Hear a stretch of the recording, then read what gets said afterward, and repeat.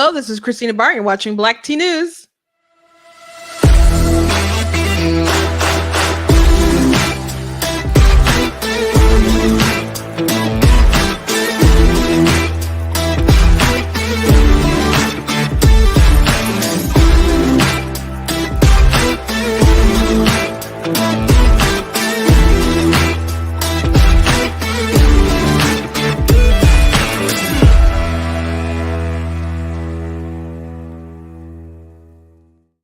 Hello, welcome to Black Tea News. I'm your host, Christina Barr, and today I want to be talking about some labor participation that's really a cause for concern, especially across the Midwest.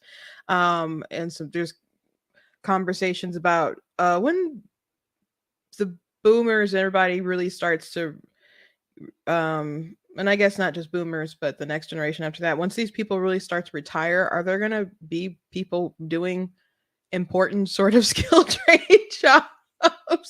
I think there's a reason to be concerned about some of these numbers. So I have an article that I would like to go through. Also, I got to show you this ad that was in the Super Bowl from someone who's running for president, or at least exploring that, because that leads to like a better, greater conversation that I think a lot of people need to be aware of, especially if you're thinking about running for office or you know someone running for office.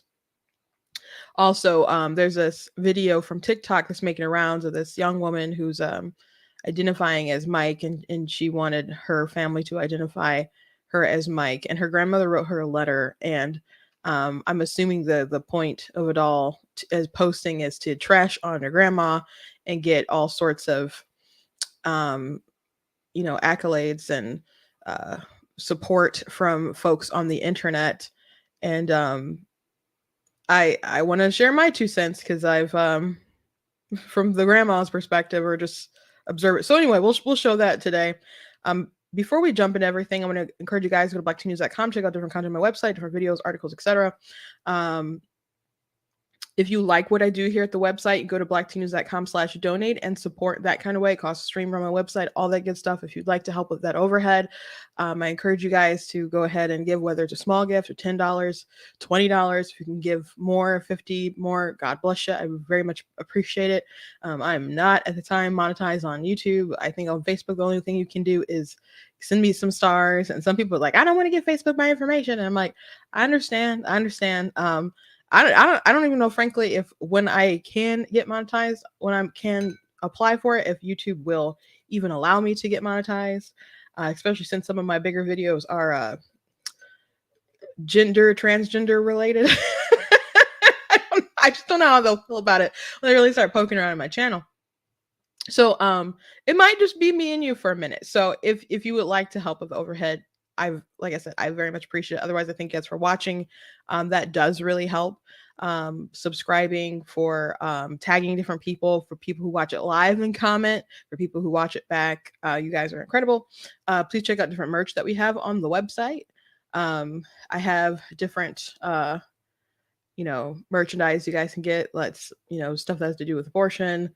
I got some stuff for Canadians out there that I made during the trucker stuff, but go ahead, it's still cool.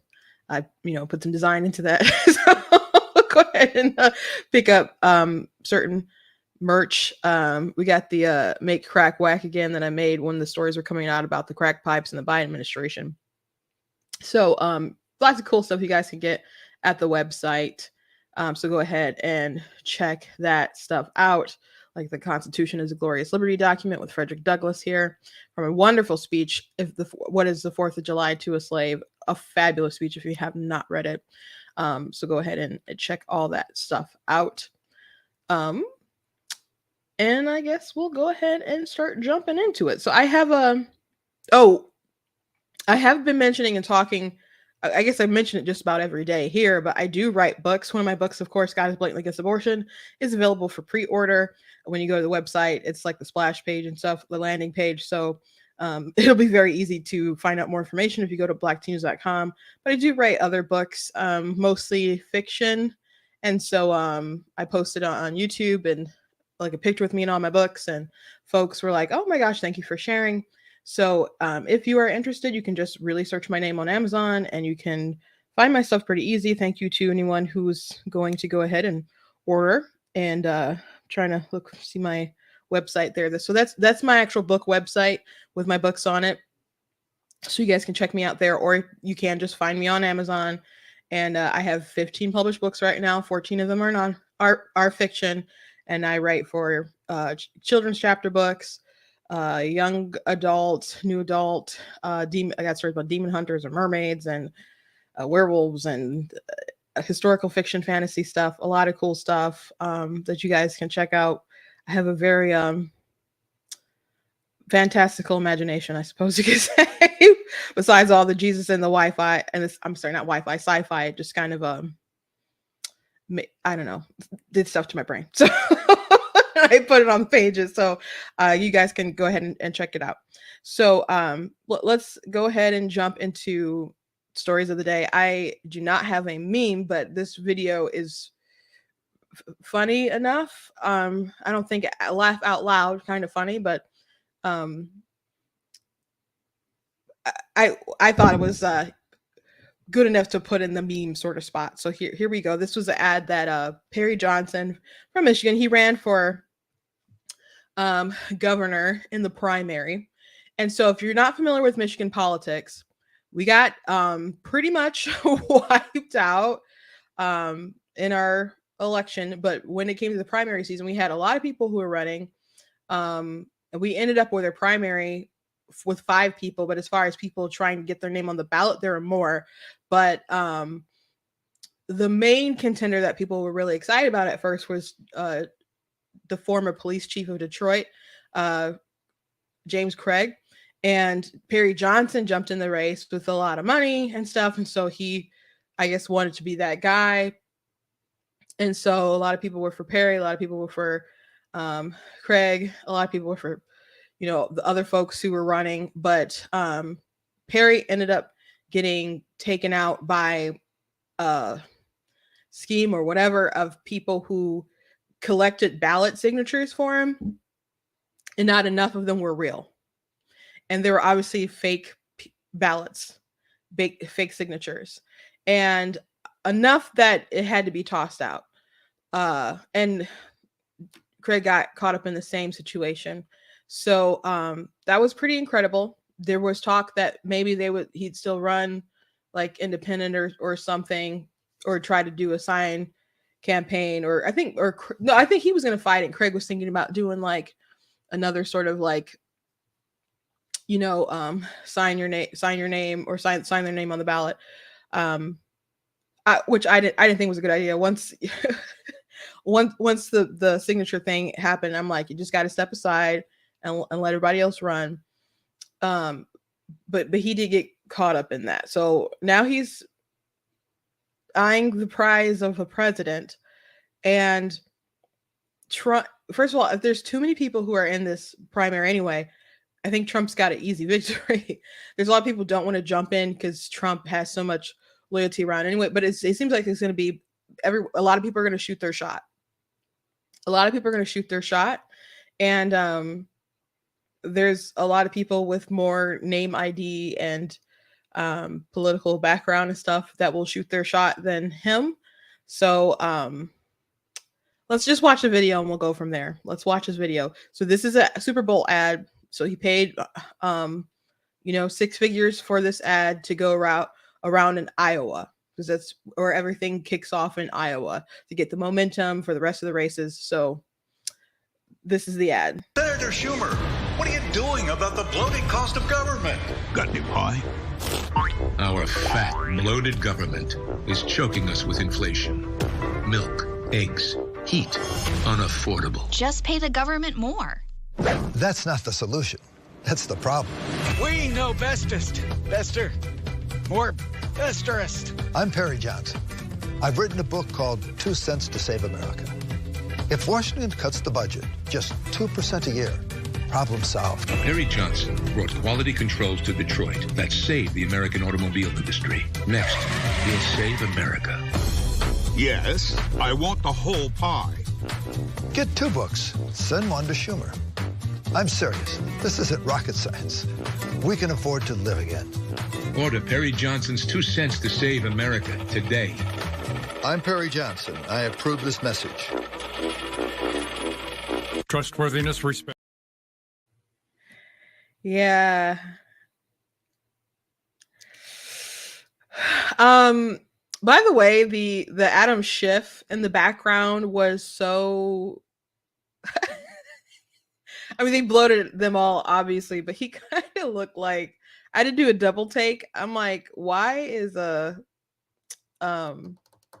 former governor of Chris Christie Chris Christie for a moment? I'm like, that doesn't make any sense. So yeah, so that was a terrible commercial. I guess you can't say it's not memorable. Sometimes there's commercials that are so bad they're good. I don't think that was one of them. And I know he paid a lot of money for it to air. It kills me that he probably paid a crap ton of money for someone to even make it. Especially as someone who makes content for people. I do make videos, like if anyone needs a video done. I do videography and stuff, so I've made videos for candidates and shot stuff and put commercials up. I had one of the reasons why a group reached out to me and wanted to sponsor one of my events, you know, when I went to March for Life and stuff, was because they saw a commercial that I did and they're like, you are really talented in how you put a story together. So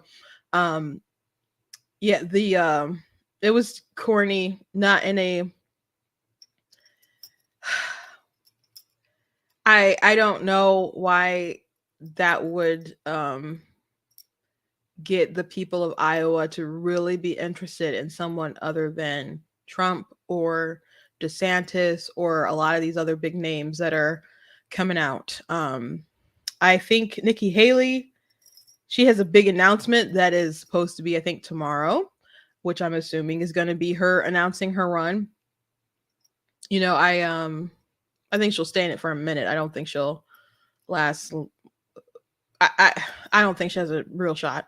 I think the only two major contenders are really Trump and DeSantis. And DeSantis hasn't announced yet, and it's early, so why would he anyway? And if there's a lot of people in the race, Trump doesn't need to get a majority. He just went off the plurality.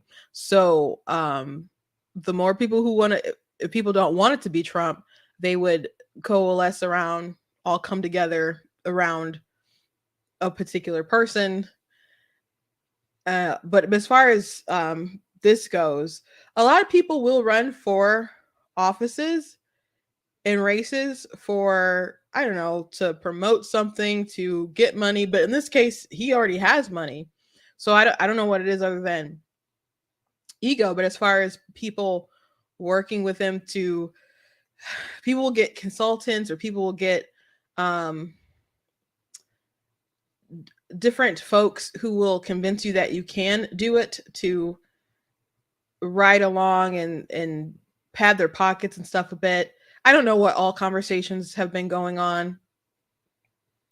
But one thing that the RNC, that I know behind the scenes, that they're really going to be talking about and considering and trying to help candidates with moving forward, is that there's a lot of consultants out there that including in races like Georgia and other, like I've heard different sort of stories about decisions that weren't the wisest with candidates, to instead of focusing on the ground, maybe they'd focus on TV, because making the commercials and stuff put more money in the pockets of the people who are making the stuff, rather than doing like different work on the ground. Just bad advice in certain places. And I don't know if it's because people are too new at this and they don't know the value of the ground game. I don't know. But if you're going to run for office, people need to really be careful about who they're working with, and putting out some quality stuff that makes sense. That didn't make sense to me at all in the least, but not at all. I don't understand. I guess if you have money to blow, I don't even understand putting your foot forward to do something like that. If it was like the Senate, which we are going to have a Senate race in Michigan, an open seat, because the Stabenow is retiring. So that's going to be a crazy thing going on in Michigan, which there's a rumor that Whitmer might go for that seat. So she could, the thinking before was that Whitmer would be someone's VP, or she could even run for president herself in 2024. And which I don't think is a terrible idea for Democrats. She is a Midwestern governor. You know, I don't like her. A lot of people don't like the stuff they heard about in Michigan. But people are very tribal. And she can obviously carry a Midwestern state that's become a bit of a swing state. So I think her running makes sense. And my concern was if she won re-election, that she would set her sights to other places. And she claimed after her win that she had no interest in Washington, you know, which was obviously a lie, because she was interested in being Joe Biden's VP until they were like, well, you gotta have a black one. So she was obviously out of the running with that.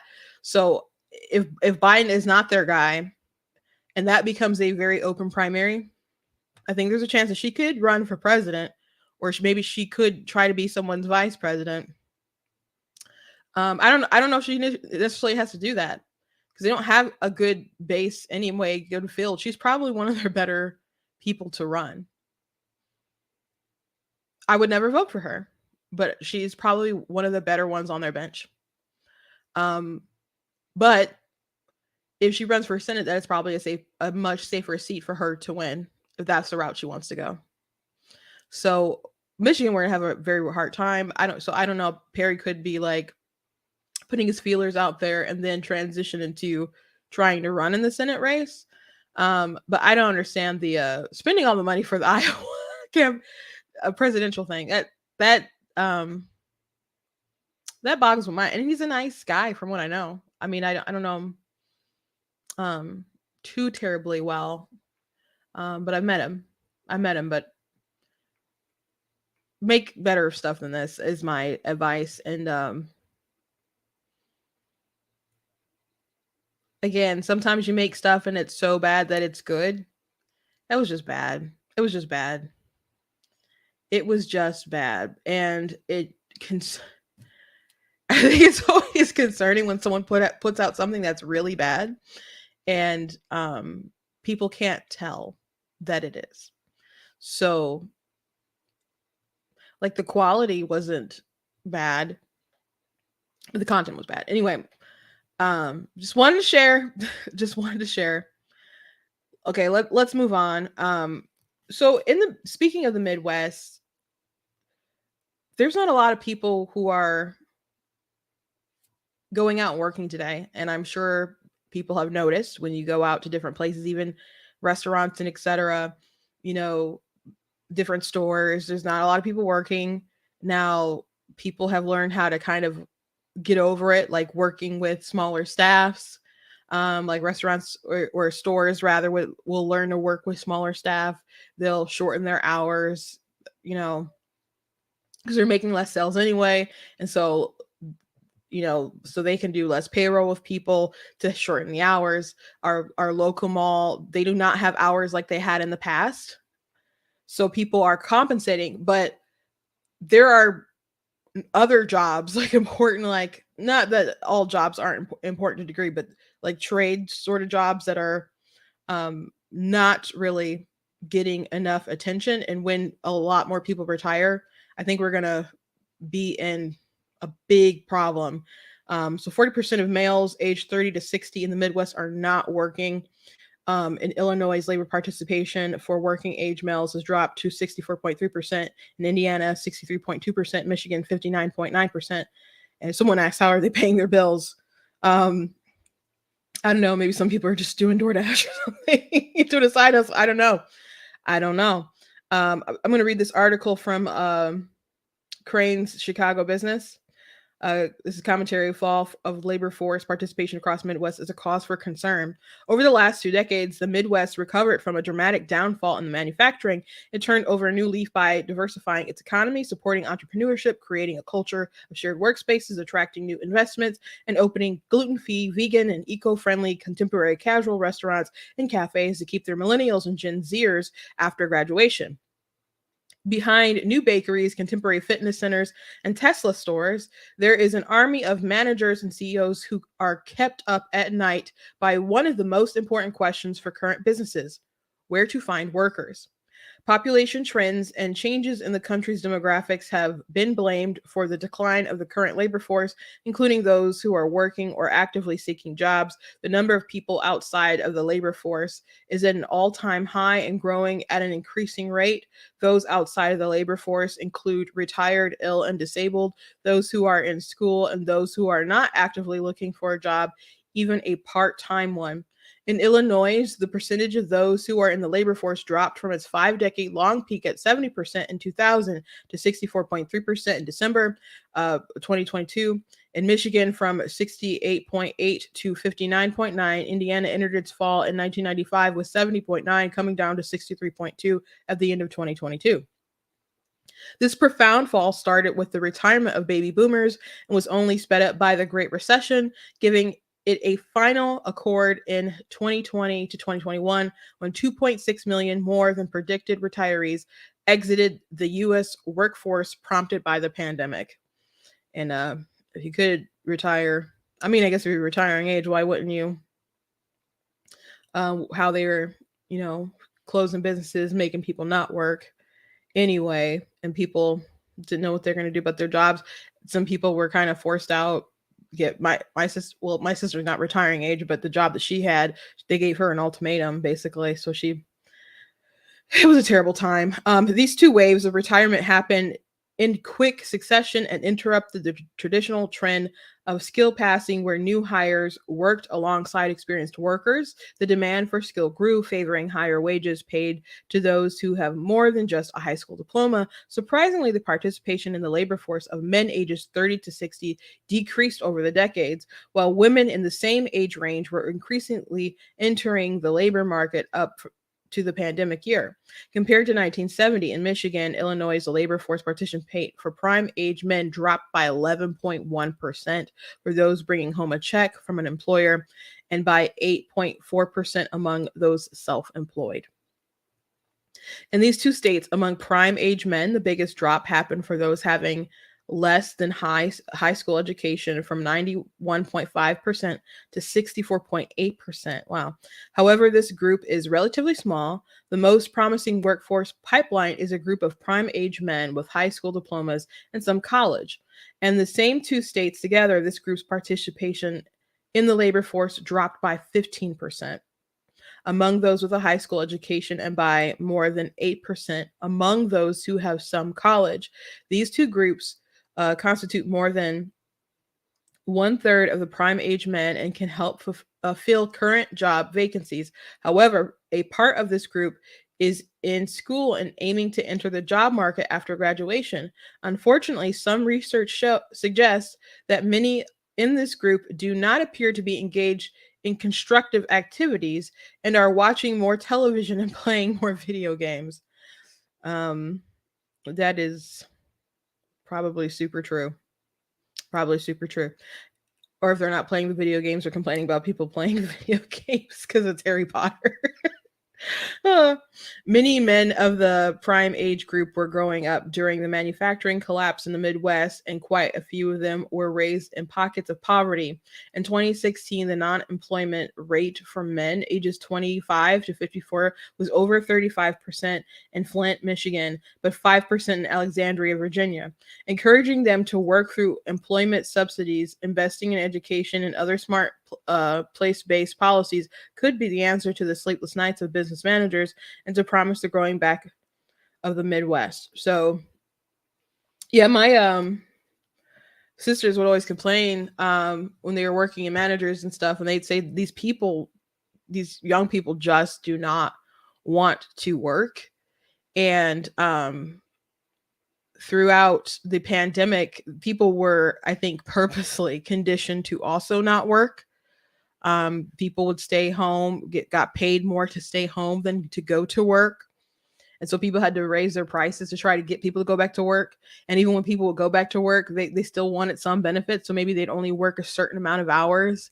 So they certainly did condition people. But I read an interesting commentary, or I didn't read it. I think it was a TikTok that I watched, and someone was talking about how hard and difficult it is for people to work, and the system. They're trying to demonize capitalism and all this kind of different stuff, and was saying it doesn't make sense about how much work you have to put in and how much they don't want to do it. They have no desire to do it. And so someone replied, and they're like, people used to work longer hours than they are today, like longer work weeks. People had to work up from sun up to sundown, and they had very difficult jobs, very labor intensive jobs. It's not like, and I'm not saying that working at a Starbucks or something like that isn't labor intensive. Like if you're on your feet all day,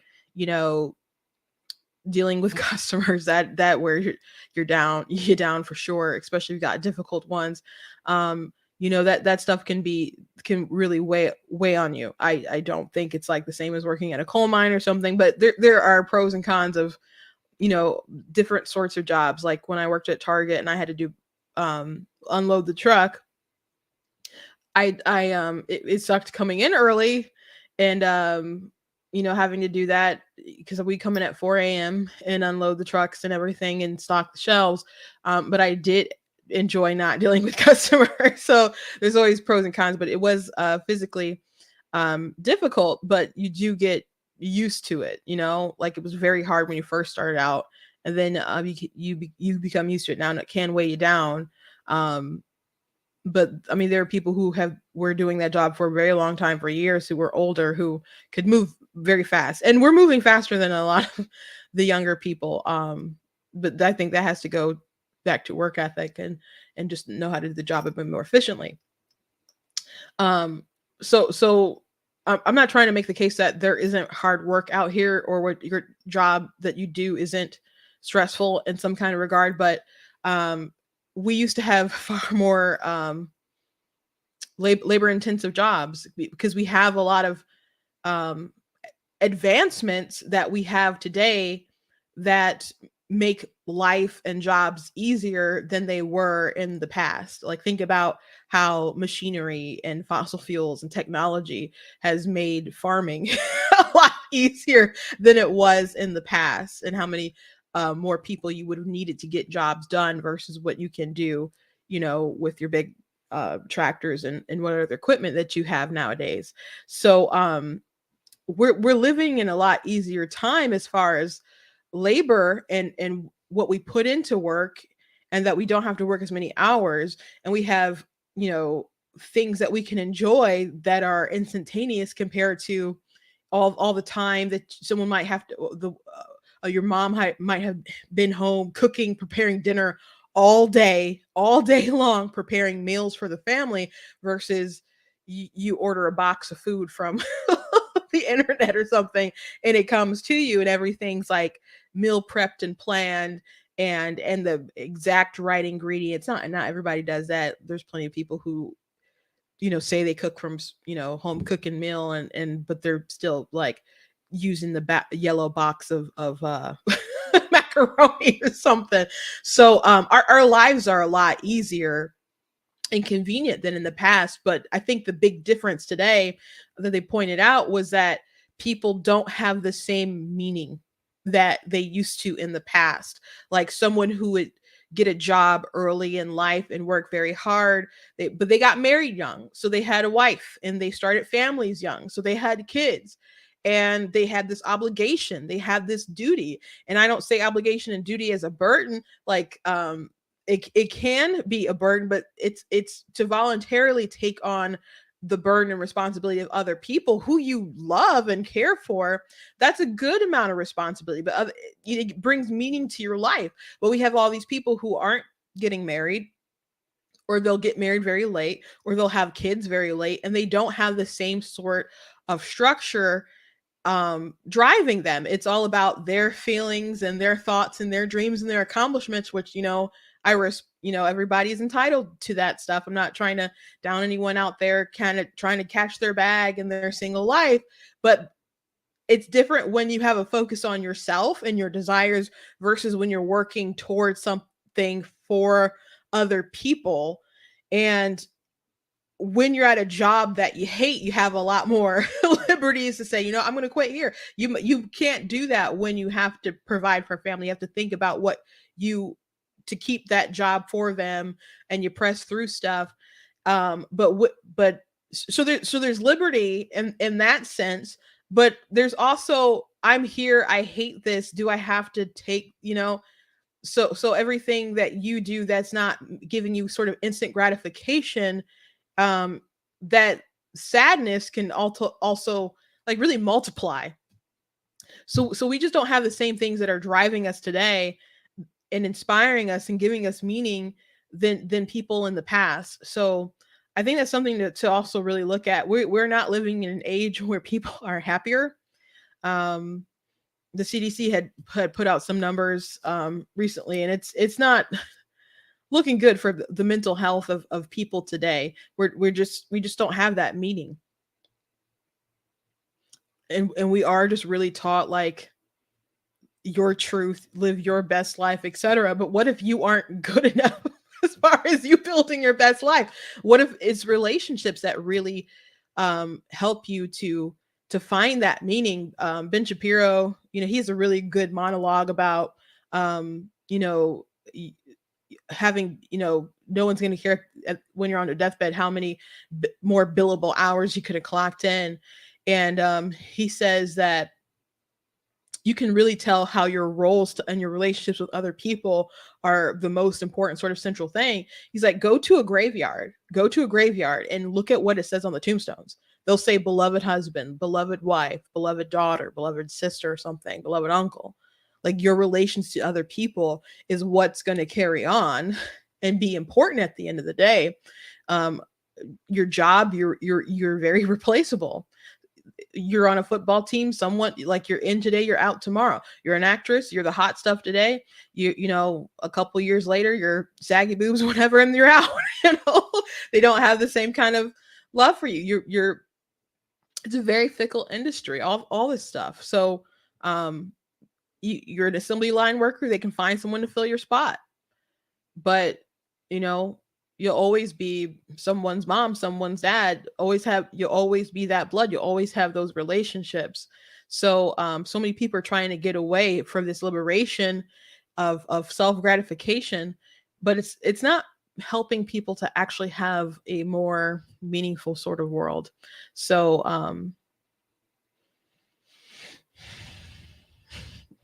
I hope we make it, guys.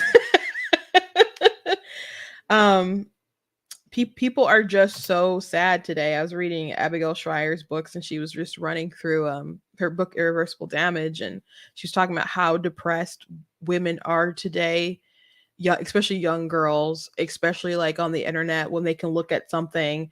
And she talked about the value of like back in the day, growing up in the 90s and going at school, and maybe someone seemed like the cheerleader and like they had a bit of a perfect life, but at the same time you knew them and you could see that they're a flawed person. On the internet, you pull up Instagram and you see people's lives and they present in this perfect sort of way, and then you start judging yourself. Now, I mean, I don't do that, but I know plenty of people who do that, and there's definitely young women who do that, and young girls, young kids, etc.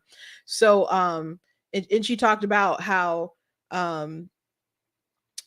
kids don't even like hang out together. Like we think that the internet is supposed to really connect us together, but at the same time, it's made people so isolated. At the same time, when people don't like, you can find instantly whether someone likes your stuff or not, because there's the likes, there's the comments, there's the hearts.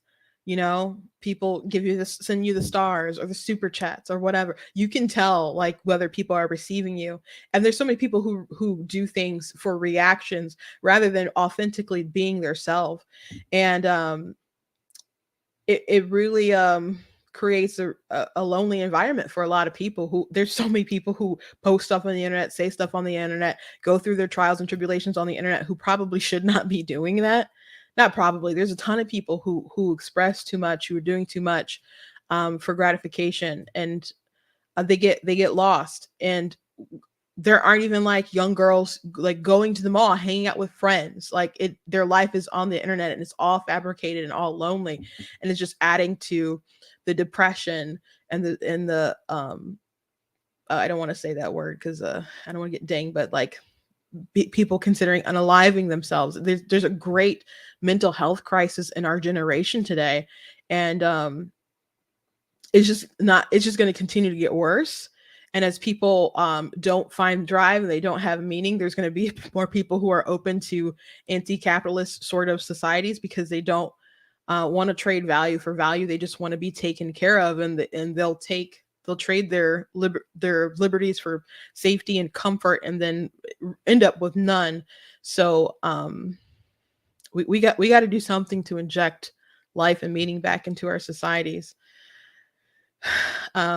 Moving on, I do want to show you guys this video that I saw that's making the rounds on Twitter of a young woman who is suffering from, actually, I don't know, she's genuinely suffering from gender dysphoria. So much of it is a young girls will go on the internet and self-diagnose. Now, it used to be just in the far ends of like Tumblr or something, but so many people are being trans and presenting on TikTok and other places that it's really exploding everywhere. That's part of like Abigail Schreier's book, Irreversible Damage, about the social contagion of it all. But I saw this video and I had a lot of thoughts, so I just wanted to play it and share it with you guys. Hi, so recently I texted my parents because I'm gonna... Hold on a second. You start that over. Hi, so recently I texted my parents because I'm gonna go home for Christmas, and I said, hey, do you mind calling me Mike when I come back for Christmas?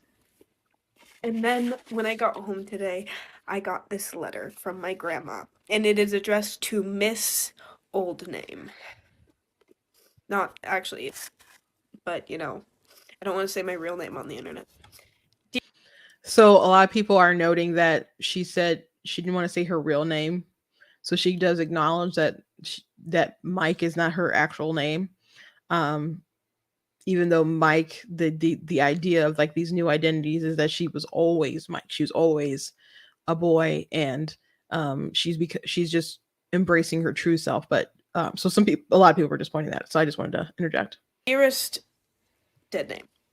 On this, our Blessed Mother's feast day, I am writing to tell you that I will not address you as Mike.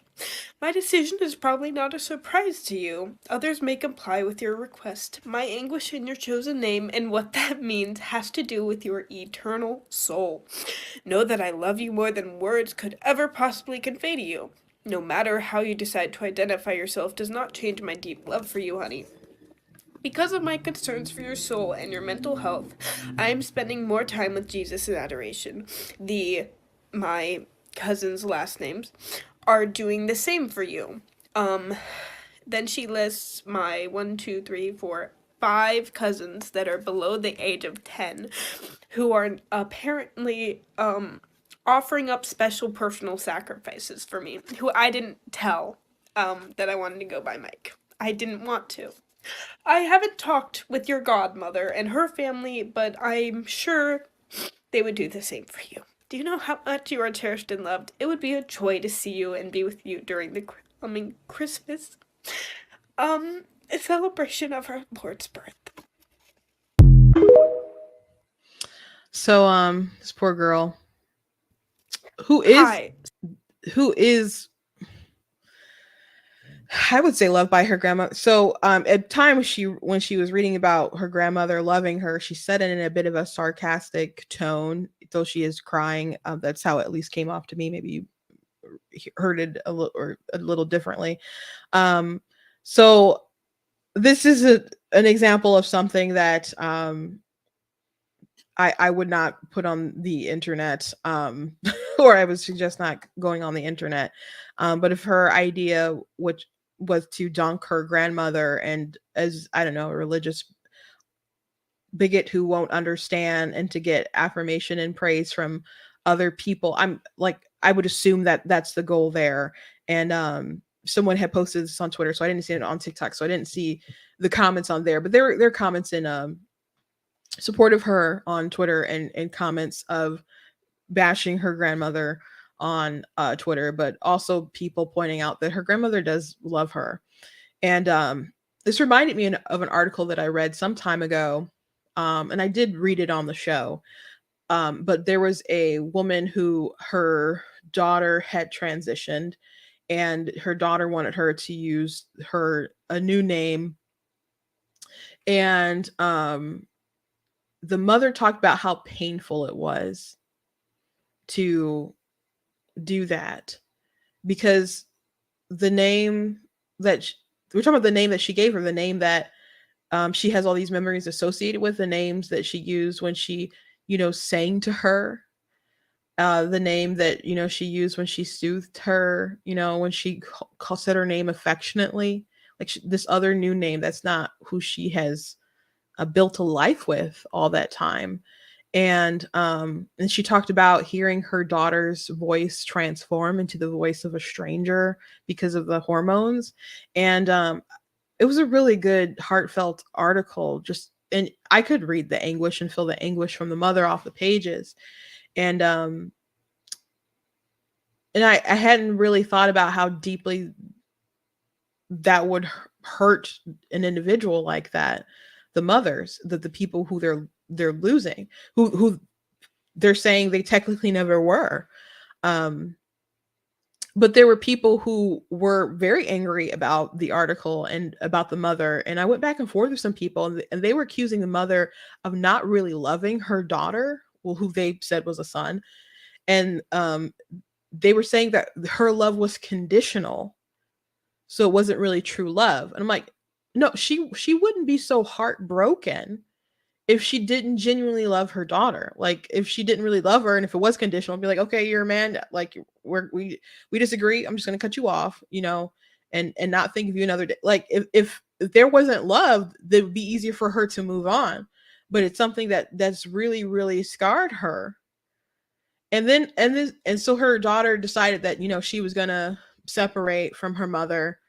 And then some people in the comments were saying that this woman here should separate from her family, and that it's easier to do, when you have differences of values like that, just separate and start your own new family. And I mean, I think you have to do that if your family is, I don't know, a bunch of crackheads or something, or just abusive. But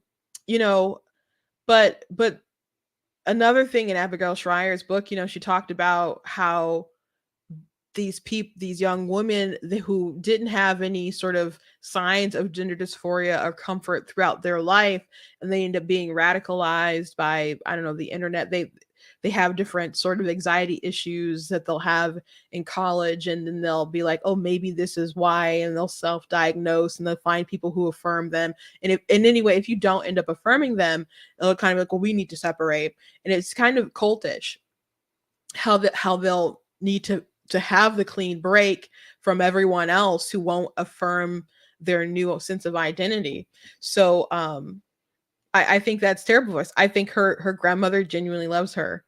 And I mean, I think it was nice enough for her grandmother to actually write the letter, as opposed to just showing up for Christmas and being like, hey, and saying her actual name as opposed to Mike. I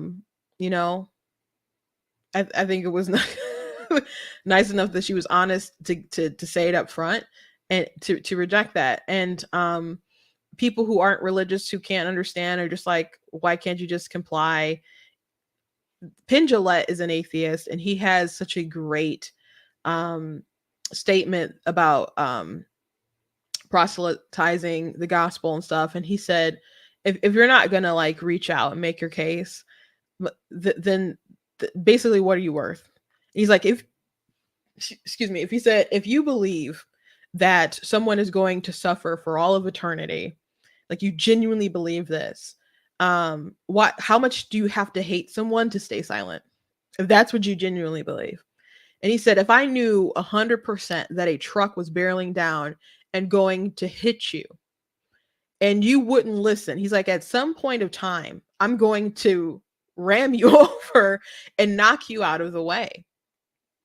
So even if you don't understand where someone is coming from, like let's say you disagree with someone, to at least understand where they're coming from is important. You know, like for example, when people say you can't be a Christian, be a Democrat, I'm like, why would you say that? Like, I think there's obviously things that they support that are antithetical to, I'm not quite saying that right, but to the gospel. And they support people who are adversarial to it. And I can make those arguments and we can have debate, but you don't understand, you might not understand where they're looking at it. Like they might be thinking, well, we're supposed to take care of the poor. We're supposed to take care of, you know, the widows and the orphans. And we're supposed to, you know, speak of justice and love.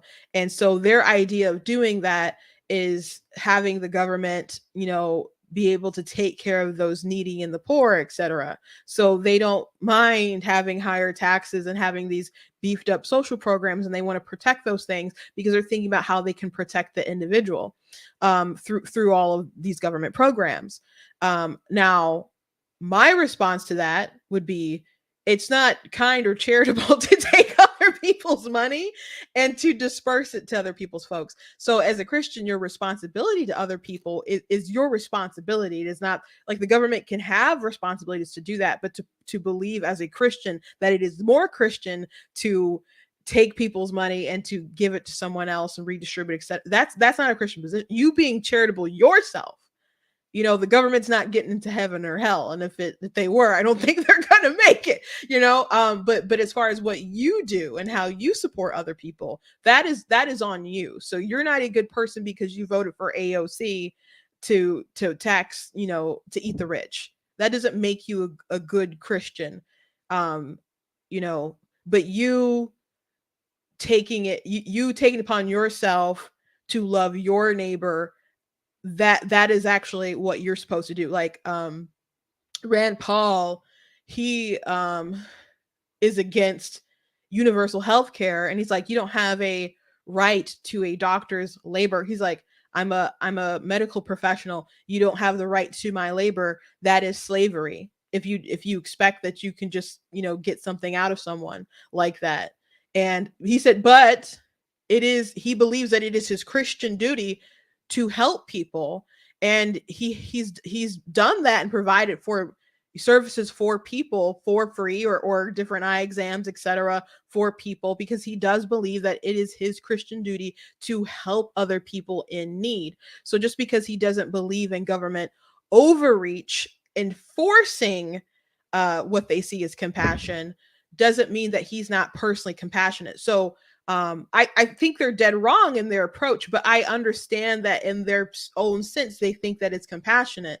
And if we can talk about policy and we can talk about the Bible, and maybe I can bring them over to that point of view, but they're not bad people because they have a not great opinion. So would I say that they're not Christian because of X, Y, and Z, like automatically? No, like at least understand where they're coming from and why they're saying those things. So even if you have you disagree with someone, doesn't mean that you just throw them away. You have to try to understand where they're coming from, you know, before you make such bold judgments.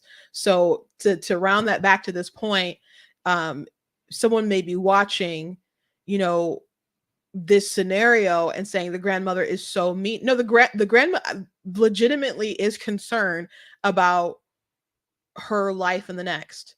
And you can argue with her tactics and maybe think she should be softer or whatever. I don't know. But the point is, she's not an unloving grandmother because she said, I'm concerned about you. You can believe that she believes in a flying spaghetti monster in the sky. It doesn't mean that she doesn't love her granddaughter. doesn't mean that she doesn't love her grandma. She's doing what she believes is the right thing for her soul, and going along with the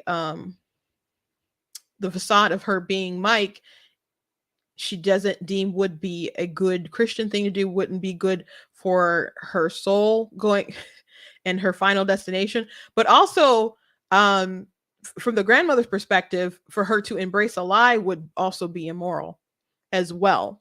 So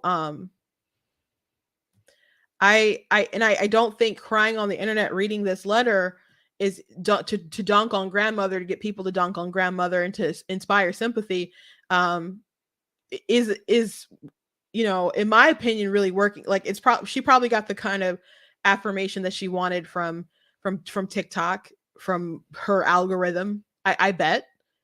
But at the same time, the emotional trauma that she's espousing makes me think that grandma's right. And that if you need to go cry on the internet for that sort of validation over the situation, then there's something deeper there that you need to look into. So there's a plethora of videos like these on that app, and it's hard to really come back and have conversations about the stuff on that app, because they do readily take a lot of that stuff down, or people will I don't even know if people, like a group of people, have to mass report you. It could just be like someone just starts mass reporting your stuff. And there's plenty of people who've lost accounts and just had to restart up again. But they protect that trans topic a lot. I think more people are able to speak out. At least that's what some people are saying. And I've been seeing a lot of videos lately pushing back on some stuff. But yeah, this is a sad situation, and I hope they can reconcile. I hope they can reconcile. But regardless of what she does or doesn't do, I'm sure her grandmother and her family will always pray for her, and ultimately really, really, really does love her. Last thing I want to mention before I go. Yesterday I talked about the Black national anthem, and I actually did say something that was wrong. I said that it was became the national anthem became the national anthem in 1916. But that was when Woodrow Wilson signed the executive order, and it wasn't like the official national anthem. It was like the official song for like the military or something. And it didn't become the national anthem until the Star Spangled Banner we're talking about didn't become the national anthem until 1931, I think. So with Herbert Hoover. So technically, people have been referring to Lift Every Voice as the Black national anthem longer than we've actually had a national anthem.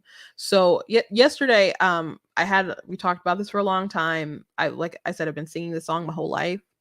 And it's not like a declaration of I want to start my own country, I'm disloyal to America. It's just really like a figurative term of endearment. It was just an affectionate sort of nickname. I don't think that like the people at the Daily Wire literally think Jeremy Boring is a God king. But that's what they call him. So so I don't literally and never have considered it to be a national anthem. But it does hold the nickname itself does speak to the significance of the song. And it's a beautiful song. It's a lot more patriotic and optimistic than a lot of people who are pushing it, for sure.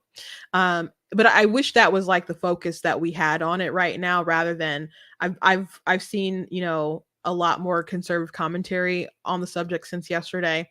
And I don't love the route that people are going. Even like I saw, and I did reply to CJ Pearson's video when he said, "Oh, we don't need this this Black national anthem created for the," and I'm just like, it's not created. It's been around for a long time, and probably should have done some more research into it before going off in that sort of wave. And some people believe that they announced it as a Black national anthem during the Super Bowl or whatever. They did not. They just called it Lift Every Voice. And again, I some people like the performance. I didn't actually really like the performance. I thought the national anthem was so much better than the Lift Every Voice. I thought it was so much better. I thought he like really overshadowed her. But and I think there's so many different renditions. Like I played Kira Sheard's version yesterday. On TikTok, I did post me singing the song. I think Kira Sheard, like, for example, did it way better than what was displayed at the Super Bowl. So I didn't really like the rendition. Some people liked it. I didn't care for it. But I do like the song. And I was talking to my family about this a couple hours ago, and people keep saying that they're using it as a divisive sort of tactic, and I'll give you that. But I think the reason why it's coming off especially so divisive is because there's conservative commentators who are choosing to jump into the trap. Akbar, from Star Wars, is like, it's a trap. Like it's totally a trap. It's totally a trap. And if there was some kind of thinking of pre-planning of, we're going to play this hymn by Black Republicans that sung by Christians that are in Black, like, Christian church hymnals books, and with all this rich history, with all this emotional attachment to the song, and wait for Matt Walsh and Michael Knowles never to like explode about it. That was a good troll. That was impressive troll, and they did it. So I think that on the right, we cannot have as much outrage for Disney indoctrinating kids with critical race theory and their TV shows, example like the Proud Family, and which I guess it could also be the Pride Family too, but the Proud Family, and as we have with this, historical song. And it's, it has historically been known as, or nicknamed as, the Black National Anthem. So calling it that is, it is accurate. That is like historically accurate, because that is what people have referred to it as. It's not literally that, and nor do I want to be in any nation other than the United States of America. But we just got to be careful about our outrage and more strategic.